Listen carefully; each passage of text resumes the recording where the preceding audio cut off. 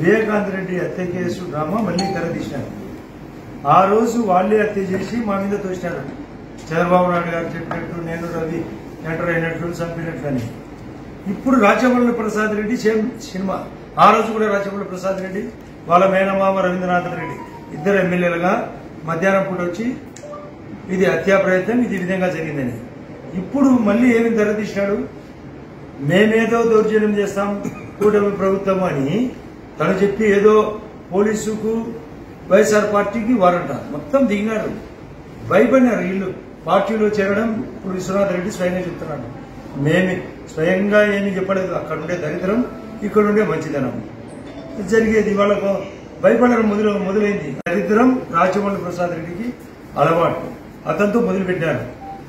ఒకవైపు కేసులో ముద్దాయి A6 Devireddy Shankar Reddy Vivekananda Reddy case, A7 YS Bhaskar Reddy, A8 Avinash Reddy, వీళ్ళ ఊరి గంగాధర్ రెడ్డి. ఆ రాఘవరెడ్డిని ఎన్నిసార్లు పోలీసులు పిలిచారు, అవినాష్ రెడ్డి పిఎన్. అంటే వీళ్ళ యొక్క గుడు పుటాని విచిత్రంగా ఉంది.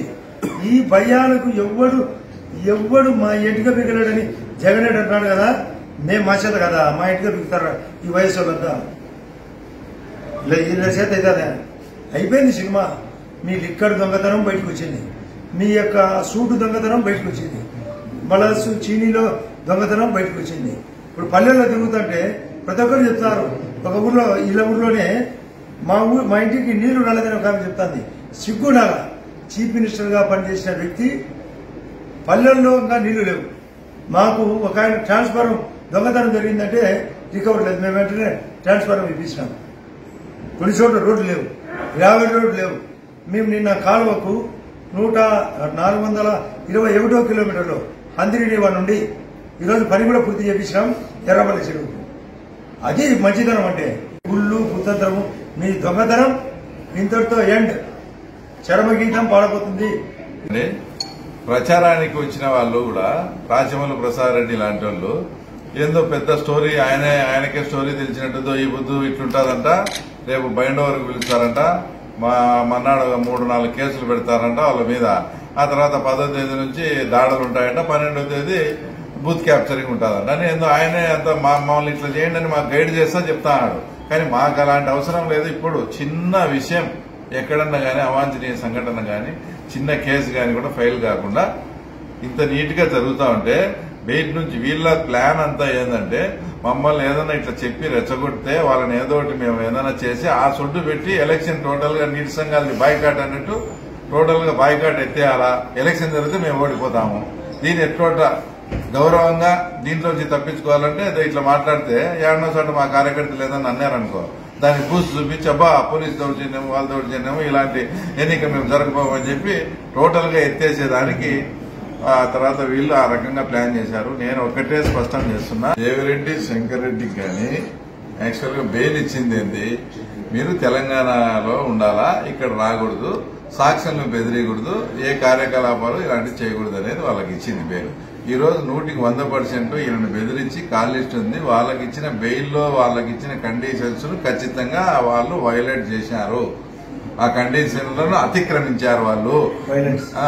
తర్వాత మీకు ఇంకో విషయం తెలియదు ఏంటంటే, ఇతన్ని వాళ్ళు మేము కర్నూలు దగ్గరికి వచ్చాం, నువ్వు ఇక్కడ నుంచి పిలిచకరా అని. అంటే కర్నూలు దగ్గరికి వచ్చామని నీకు చెప్పినారా లేదా? వాళ్ళు కర్నూలు దగ్గరికి వచ్చారంటే దాంట్లో బెయిల్ కండిషన్ లో కూడా ఆ తర్వాత వాళ్ళు రాకూడదు, ఆంధ్రాకి రాకూడదు వాళ్ళు. అంటే ఆ రోజు వాళ్ళు ఎప్పుడు ఆ డేట్ తీసి వాళ్ళ కాల్ లిస్ట్ కూడా తీసి వాళ్ళ సెల్ టవర్ గానీ ఆంధ్రాలో గానీ ఉంటే ఈ మొత్తం వివరాలన్నీ కూడా మేము ఈరోజు 5వ తేదీనే వాళ్ళ బెయిల్ క్యాన్సిలింగ్ ఉంది. దానికి కూడా మేము అన్ని వివరాలు కూడా అంతా కూడా సిబిఐ కూడా ఇవ్వబోతున్నాం. ఎందుకంటే సిబిఐ కండిషన్ లో క్లియర్ గా ఏదైతే బెయిల్ కండిషన్స్ ఇచ్చారో దానిలను వాళ్ళు అతిక్రమించారు అనేది స్పష్టంగా ఈరోజు మీకు అర్థమవుతా ఉంది. ఆ పక్కన కూర్చున్న వ్యక్తి వచ్చేసి విశ్వనాథ్ రెడ్డి.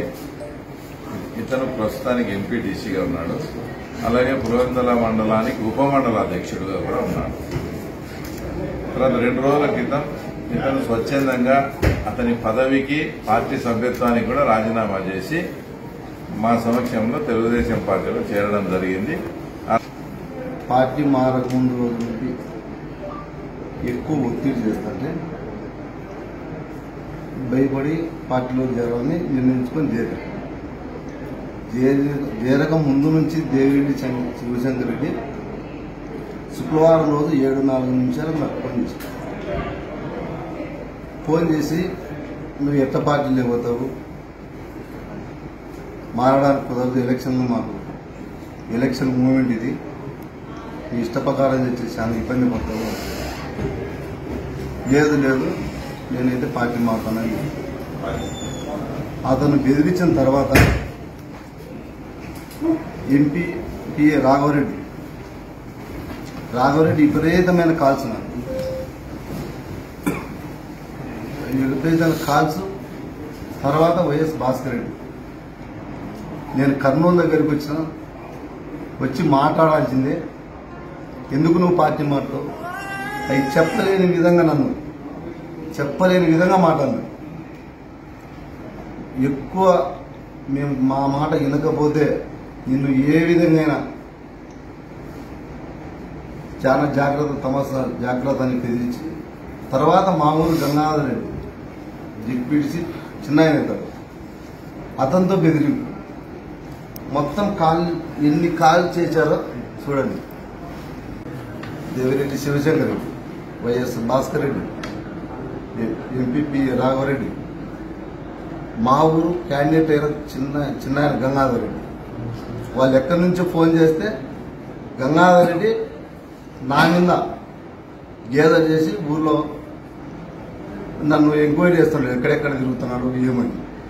అందుకని వీళ్ళందరి వల్ల నాకు ప్రాణాన్ని జెడ్పీటీసీ ఎన్నికల్లో సినిమా అర్థమైంది. ఇదేదో ఎత్తిపోతా ఉంది.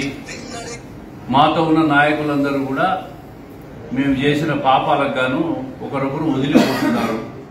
ఇంకా వాళ్ళకి మిగిలిన ఆప్షన్ ఏంది? విశ్వనాథ్ రెడ్డి లాంటి ముఖ్యమైన నాయకులు బెదిరించడం. మంచి పని చేసినారు వాళ్ళు. బెదిరించి ఇప్పుడే మన రవి గారు చెప్పినట్లు బెయిల్ కండిషన్స్ అని వైలేట్ చేసినారు. ఇవి కూడా కోర్టులో రేపు సాక్ష్యాలే. ఈ బెదిరింపులు ఇవన్నీ కూడా సాక్ష్యాలే. రాష్ట్ర వ్యాప్తంగా సినిమా ఎత్తిపోయింది. పులివెందల్లో కూడా సినిమా ఎత్తిపోతా ఉంది. బెదిరింపులు పాల్గొడుతున్నారు. చివరకు 9వ తేదో 10వ తేదో వీళ్ళు చేసే పని ఏంటంటే తెలుగుదేశం పార్టీ దౌర్జన్యంగా పోలీసులతో వాళ్ళతో వీళ్ళతో పెట్టి ఎన్నికల్లో గెలిచిపోతాడని చెప్పి మేము ఎన్నికల బాయ్కాట్ అనేస్తారు. ఎన్నికల బాయ్కాట్కు కారణాలు ఎత్తుక్కుంటున్నారు. కారణాలు ఎతికి చివరకు బాయ్కాట్ చేస్తారు. ప్రజలకు కూడా అర్థమైపోయింది. మేము ఈరోజు ఇంటింటికి పోతా ఉన్నాం. తుమ్మలపల్లికి పోయించినాం. ఈరోజు ఇల్లు తిరుగుతా ఉన్నాం. ప్రజల్లో ఒక్కటే స్పందన. మమ్మల్ని ఇంతవరకు ఓటు అడిగిన వాళ్ళు లేరు, మీరు అడుగుతా ఉన్నారని. వాళ్ళ సమస్యలు చెప్తా ఉన్నారు. పెన్షన్ రాని వాళ్ళు చెప్తా ఉన్నారు. నీళ్లు లేవు, తాగే నీళ్లు అని చెప్పి తుమ్మలపల్లిలో మహిళలు మాకు కంప్లైంట్ చేస్తే వింటా ఉన్నాం. తక్షణం అవన్నీ కూడా ఆర్డబ్ల్యూఎస్తో మాట్లాడి మన ఆదినారాయణ రెడ్డి గారు కూడా ఇందాక అవన్నీ కూడా ఇమ్మీడియట్ గా అటెండ్ కమ్మని చెప్పినాం. ఎన్నో రకాల సమస్యలు